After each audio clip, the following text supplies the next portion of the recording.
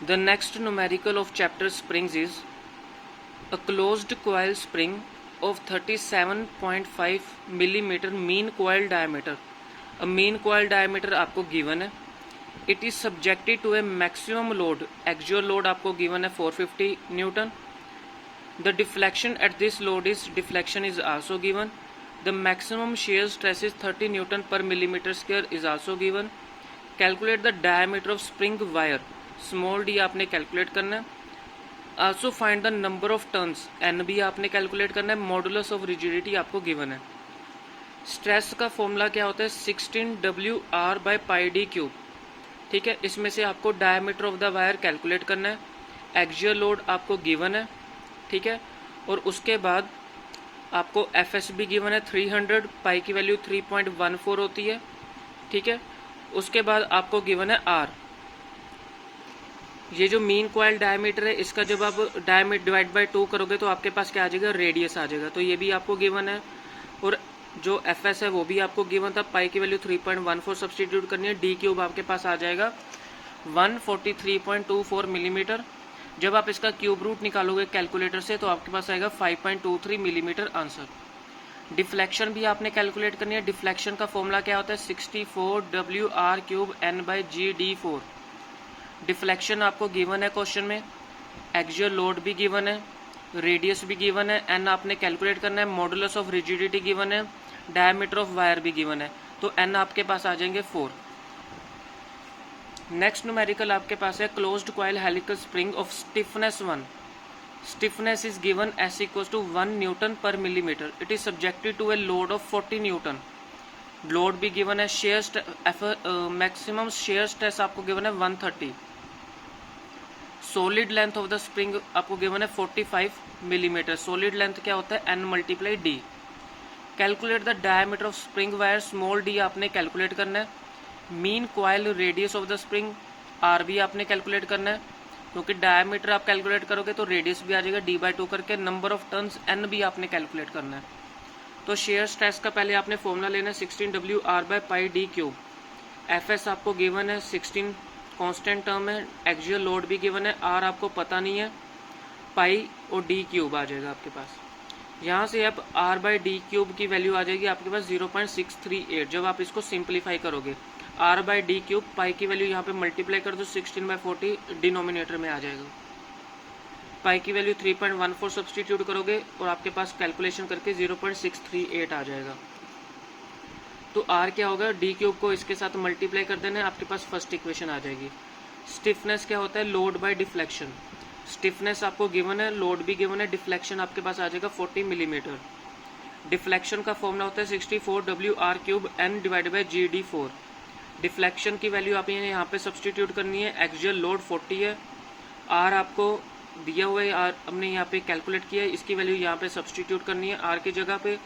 N आपने calculate करना है और डी भी आपको पता नहीं है, जी आपको गिवन है. तो कैलकुलेट करके आपके पास आ जाएगा n/d5. n/d5 आपने कैलकुलेट कर ली. n/d सॉलिड लेंथ गिवन है. फिर आपने क्या करना है, इसकी रेशियो निकालनी है. इसकी रेशियो जब आप निकालोगे तो आपके पास d आ जाएगा. जब आप रेशियो लोगे तो d n और n कैंसिल हो जाएंगे. d को इसके साथ कैंसिल करोगे तो d4 आ जाएगा. इसको डिवाइड करोगे तो ये आ जाएगा. फिर आपने क्या करना है, कैलकुलेटर से आपने इसको सोल्व करना है. 3.216 मिलीमीटर आ जाएगा. आर की वैल्यू हमने कैलकुलेट की थी 0.638 d³. डी की वैल्यू यहाँ पे सब्सटीट्यूट करोगे आप तो आपके पास रेडियस आ जाएगा. नंबर ऑफ टर्न्स कैसे कैलकुलेट करना है, सॉलिड लेंथ आपको गिवन है n/d45. डी आपने कैलकुलेट कर लिया है, यहाँ पे आप सब्सटीट्यूट करो तो आपके पास नंबर ऑफ टर्न्स आ जाएंगे. एक coil spring is made of wire of 15 millimetre diameter. Diameter of wire given है. मीन कॉइल डायमीटर भी आपको गिवन है. नंबर ऑफ टर्न्स 24 गिवन है. एक्सियल लोड आपको गिवन है 200 न्यूटन. कंप्रेसिज अ स्प्रिंग, कंप्रेस किया इसको, उसकी जो डिफ्लेक्शन आई है 100 मिलीमीटर आएगी. जब आप स्प्रिंग को खींचोगे तो उसकी जितनी डिफ्लेक्शन आएगी 100 मिलीमीटर. हाइट आपने कैलकुलेट करनी है, जी आपको गिवन है. ठीक है, इम्पैक्ट लोड 200 न्यूटन आपको गिवन दिया हुआ है. Let the equivalent gradual load is W which is falling from the height h. Equivalent gradual load is W which is falling from the height h. तो impact load क्या होगा, जो कोई load है यहाँ पे एक्ट कर रहा है डब्ल्यू लोड, और जितनी हाइट तक वो नीचे आया है दैट इज एच, उसकी में जो डिफ्लेक्शन आएगी स्प्रिंग के अंदर वो डेल्टा डिफ्लेक्शन आएगी। तो पी क्या हो जाएगा, इसकी हाइट एच होगी, H plus delta, half W multiply delta आ जाएगा। डिफ्लेक्शन होता क्या है, 64 W R cube N by G D four. W की वैल्यू यहाँ से हम कैलकुलेट कर लेंगे, जी डी फोर जो है वो डेल्टा के साथ मल्टीप्लाई हो जाएगा, 64 आर क्यूब एन जो है डिनोमिनेटर में आ जाएगा। जी की वैल्यू आपने सब्सटीट्यूट करनी है, डी भी गिवन है, डेल्टा पी आपको गिवन है 100, डिफ्लेक्शन 64, रेडियस क्या हो जाएगा, मीन कॉइल डायमीटर का 150/2 करोगे तो रेडियस आ जाएगा, एन नंबर ऑफ टर्न्स 24 है, तो डब्ल्यू आपके पास ये आ गया। डब्ल्यू की वैल्यू आपने यहाँ पे सब्सटीट्यूट करनी है, डेल्टा आपको गिवन है, एच आपने कैलकुलेट करना है, इम्पैक्ट लोड भी आपको गिवन है, डेल्टा भी गिवन है, तो आपके पास एच आ जाएगा यहाँ पे। रेलवे वैगन जिसका वेट दिया हुआ है 40 किलो न्यूटन, इसको न्यूटन में कन्वर्ट करना है, moving with the velocity 4 kilometre per our.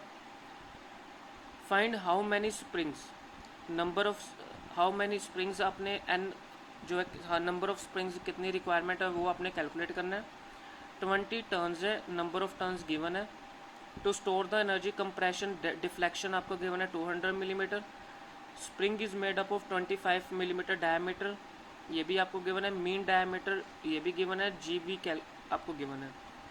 Speed of wagon 4 kilometre per our को मीटर पर सेकंड में कन्वर्ट करना है। किलोमीटर को मीटर में करेंगे तो 1000 के साथ मल्टीप्लाई, आर को सेकंड में करेंगे तो 60 × 60। काइनेटिक एनर्जी ऑफ वैगन क्या होता है, half M V square. V की वैल्यू जो हाफ एम, मास क्या होगा यहाँ पे,